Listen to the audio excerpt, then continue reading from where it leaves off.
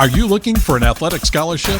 You're in the right place. This is the Recruit Me Athletic Scholarship Podcast, the longest-running podcast on recruiting and athletic scholarships.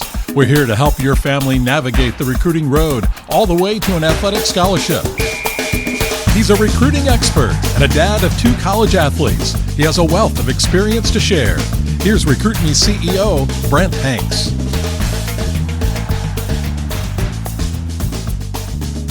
Welcome to episode 428 of the Athletic Scholarship Podcast. The Athletic Scholarship Podcast is the world's longest-running athletic recruiting education podcast. I'm Brent Hanks, the host of the Athletic Scholarship Podcast and the owner and CEO of Recruit Me, LLC, and I'm thankful that you chose to listen in. Please like or follow the Athletic Scholarship Podcast on your favorite podcast app, or go to the recruit-me.com website to listen to all the past episodes. Episodes that cover myths about recruiting, the 7 steps to an athletic scholarship, official and unofficial visits, what to do each year of high school to get recruited, questions to ask coaches, and interviews with coaches, athletes, and parents. Email me, Brent, at recruit-me.com if you have any questions about recruiting or if you have a topic that I can cover. On Wednesday, October 9th, I was on X, and a headline came up that read, NCAA eliminates national letters of intent. I got the story on @On3Recruits. The @On3Recruits had on its post, breaking, the NCAA is eliminating the national letter of intent. Financial aid and scholarship agreements are expected to be used. Here is the reading of that article by Pete Nakos. Historic changes are coming to college sports. The NCAA Division I Council approved Wednesday to eliminate the National Letter of Intent program. The changes come as the NCAA undergoes its most seismic changes to date. The House versus NCAA settlement would permit schools to pay athletes more than $20 million annually, spurring the NCAA and its leaders to rethink their amateurism rules. The National Letter of Intent, or NLI, program started in 1964 and is the binding contract signed by recruits for generations. Instead, financial aid and scholarship agreements are expected to be used. The entire NIL will not be ditched, however, as the recruiting rules around the program will still be commonplace. When athletes enter the transfer portal and move schools, most just sign an athletics aids agreement. For years, the NIL has been under the purview of the College Commissioners Association, or CCA, which pushed for change in recent months.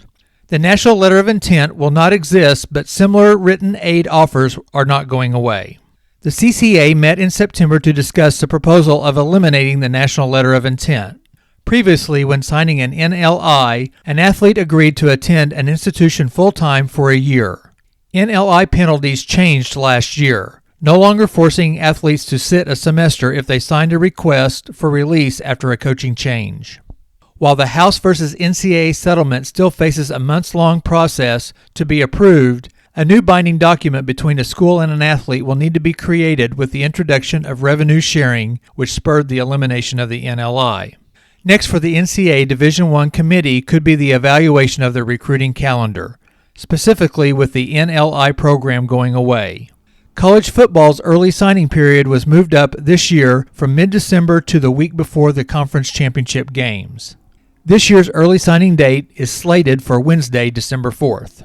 That was just one of the many initial articles that broke on October 9th, 2024. As of the time of this episode's release, the nationalletterofintent.com website has no updates. To briefly review the old rules of the National Letter of Intent, the About the NLI page reads as follows. The NLI is a voluntary program with regard to both institutions and student athletes. No potential student athlete or parent is required to sign the National Letter of Intent, and no institution is required to join the program. The National Letter of Intent is a binding agreement between a potential student athlete and the NLI member institution. The National Letter of Intent program includes 652 NCAA Division I and Division II participating institutions. A potential student athlete agrees to attend the institution full-time for 1 academic year, which is 2 semesters or 3 quarters. The institution agrees to provide athletics financial aid for 1 academic year, again, which is 2 semesters or 3 quarters. The penalty for not fulfilling the NLI agreement. A student athlete has to serve 1 year in residence full-time, 2 semesters or 3 quarters at the next NLI member institution and lose 1 season of competition in all sports. An important provision of the National Letter of Intent program is a recruiting prohibition applied after a potential student athlete signs the NLI. The prohibition requires member institutions to cease recruitment of a potential student athlete once the National Letter of Intent is signed with another institution. Here are points from the National Letter of Intent website, Frequently Asked Questions page. 1 question: am I required to sign an NLI? No was the answer. Another frequently asked question: who signs an NLI? The answer was prospective student athletes enrolling in a 4-year institution for the first time and who start their academic career at a 4-year institution. Another question: do I sign an NLI every year? No. Also, if I'm going to walk on to a team, may I sign an NLI? No. In order for an NLI to be considered valid, it must be accompanied by an athletics financial aid award letter. Simply put, an athletic scholarship had to be attached to make it valid. Again, the National Letter of Intent was only for participation at the NCAA Division I and NCAA Division II colleges. On X, a post by @TP4PT, Transfer Portal for Playing Time, states these points. It says on the post, latest, the potential effects of eliminating the NLI. New contracts. Future agreements may include revenue sharing, financial aid, scholarships, and name, image, and likeness components. Adjusted recruiting. NCAA might revise recruiting timelines, impacting signing dates. Revenue sharing. Schools could share more revenue with athletes, reshaping recruitment. Increased athlete leverage. With fewer binding commitments, athletes could have more negotiation power. These changes might redefine recruitment and timelines in college sports. Since all of this is new, I will keep an eye out on how getting rid of the NLI will affect recruiting and committing. Here are some of my takes initially. Most people think that every college commit signs an NLI, but most signings were not NLIs. They were more non-binding letters of intent, or LOIs, or just ceremonial signings to help a student athlete celebrate their big day. Division I and Division II non-athletic scholarship recipients did not sign an actual NLI. NCAA Division III did not have an NLI, and NAIA or junior colleges have their own versions to sign. I think and hope signing days will continue to be done and celebrated. Student athletes may just be signing less stringent contracts and or more lucrative contracts. I don't think the act of signing the NLI will change many recruiting journeys, but I'll keep an eye out and more to come. Let's jump into another subject that I saw on X. I saw a post by an NAIA baseball head coach.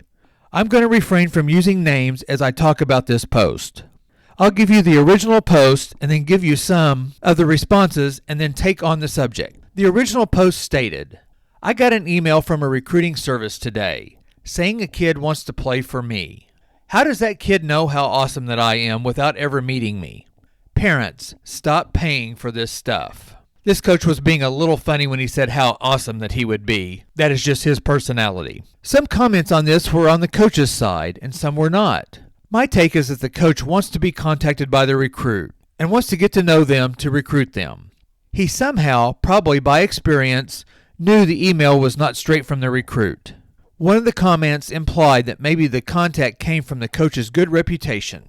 The head coach said thanks, but he responded, just don't need to pay someone, and that he is as accessible as anyone can get. And then if a recruit reaches out to him, he will respond. Another response said maybe the recruit had seen some of the head coach's interviews and liked what he stood for. The responder said, you don't need to meet someone to know that you want to play for a coach. The baseball head coach answered by saying, well said, but tell me yourself, i.e. the student athlete. You don't need to pay someone to email or text or call me. He continued by reiterating, reach out to me. I would like to chat. Another college baseball coach chimed in and said, I got the same email. A recruiting advisor reciprocated. Student athletes should take full control of their recruiting process.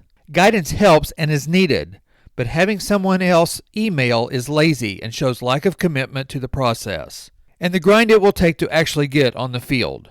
A high school coach and a former club coach retorted to the original post, probably because you or most coaches never reply to kids' emails and or respond with your automatic reply email for a $200 camp. Get off your ass and go watch kids play. I'll chime in on this one. He's not wrong in some cases, but like the student athlete, he needs to do some research on this coach because this coach does respond to emails. Recruit Me and the Athletic Scholarship Podcast preaches for student athletes to contact coaches and teaches you how to do it. I continuously use adages like cast a wide net or recruit colleges to recruit you. I say over and over again that college coaches want to hear from the student athlete, not a recruiting service or even a parent. Recruit Me wants to show you how to get recruited and to save you time, money, and anxiety. By contacting college coaches yourself and taking charge of your recruiting process, you will save hundreds, if not thousands of dollars by not paying a large sum for a recruiting service. Some coaches do rely on services. Some use them in small amounts. Some are turned off by them. Some coaches don't respond to student athletes' emails. Some coaches respond hit or miss. And some depend on those student athlete emails to help them to find players to help fill their rosters. This particular head coach, who is at the NLI level and has coached at the Division II level, the Division I level, and the junior college level, is straight up telling future potential student athletes to contact him. Him, along with hundreds of other coaches at all levels, want and need you to reach out. Many coaches do not have the time or the budget or the personnel to get out and just find players. Both of my sons ended up at their colleges by contacting the coaches and asking for an unofficial visit or for the coach to come and watch a game or a showcase. I know neither son ends up where they are playing or where they played if they don't send an email, a profile, and videos. Those emails got the ball rolling, and Parker ended up at Northwestern University and Sutton ended up at Columbia College, both to get their education and to play baseball. This coach doesn't make this post if the email that he got would have been typed out and sent by the student athlete himself. Without actually seeing the email the coach received, I am perceiving that the email was vague, not personalized toward the coach or the program, and it was easy for the head coach to sniff out that the potential student athlete didn't have much of a hand in writing the email. There are many reasons a coach wants to hear from a student athlete. The coach wants to know who they'll be dealing with for 1 to 5 years. They want to know if you, the student athlete, can think for yourself and communicate with others. They want to know that you, the student athlete, will put in the work to research and contact their program and to show legitimate interest in their school and their team. This head coach straight up says not to spend money with someone else to contact coaches. He feels for the way that he recruits that doing this is a waste of money.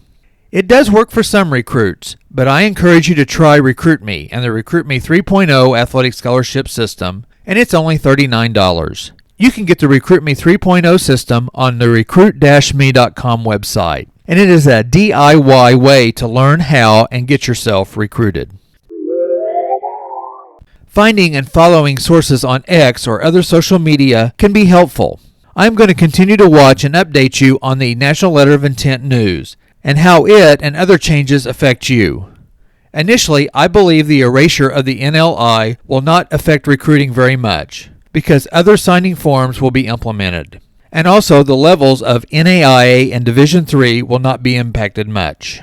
A majority of college athletes didn't sign an actual NLI. Both of my sons signed celebratory documents to be able to have a signing ceremony.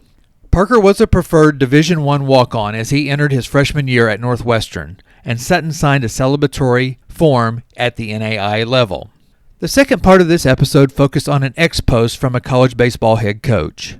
This head coach pointedly said not to pay someone else to send emails or to contact him about you, the student athlete. He wanted to hear from you.